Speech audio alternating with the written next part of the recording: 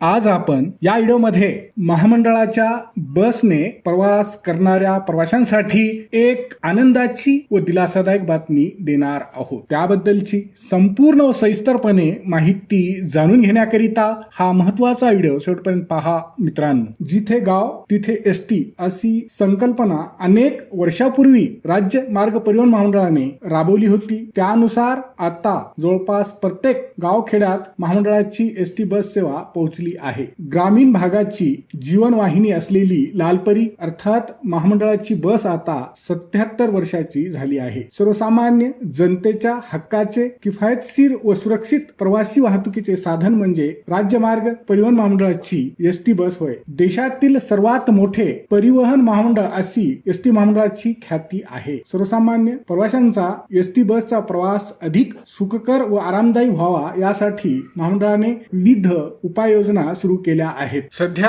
Railway, metro किंवा खाजगी प्रवासी वाहतूक करणाऱ्या गाड्यांचे लोकेशन घर बसल्या मोबाईलवर पाहण्याची सुविधा उपलब्ध आहे। परंतु सर्वसामान्यांची लालपरी कुठे आहे, कधीपर्यंत बस थांब्यावर येईल या प्रश्नांची उत्तरे मिळत नव्हती। मात्र आता एसटीच्या प्रवाशांसाठी एक दिलासादायक व आनंदाची बातमी समोर आली आहे। एसटी बसच्या प्रवाशांना आता रेल्वेप्रमाणेच बसची माहिती vehicle tracking and passenger information सिस्टीमद्वारे घर बसल्या मिळणार आहे। प्रवाशांना घर बसल्या आपल्याला ज्या एसटी बसने प्रवास करायचा आहे त्या एसटीचे लाईव्ह लोकेशन समजणार आहे। त्यामुळे बसचे नेमके लोकेशन एका क्लिकवर कळणार आहे। त्यामुळे आपली एसटी बस कधी येणार म्हणून तासनतास बसून वाट पाहण्याची प्रवाशांची कटकट आता संपणार आहे। अनेकदा प्रवाशांना बससाठी तासनतास ताटकळत बसावे लागते। मात्र आता तुमच्या एसटी बसचा मार्ग, वेळ,